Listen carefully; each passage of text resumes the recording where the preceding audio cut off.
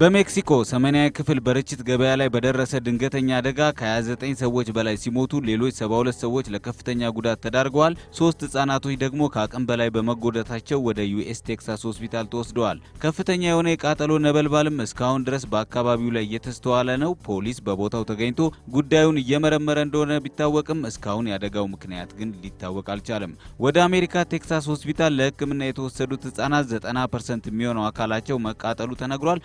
አብዛኞቹ ሟቾችን በአሰቃቂ ሁኔታ በመለብለባቸው ማንነታቸውን ለመለየት የዲኤንኤ ምርመራ ያስፈልጋል ተብሏል።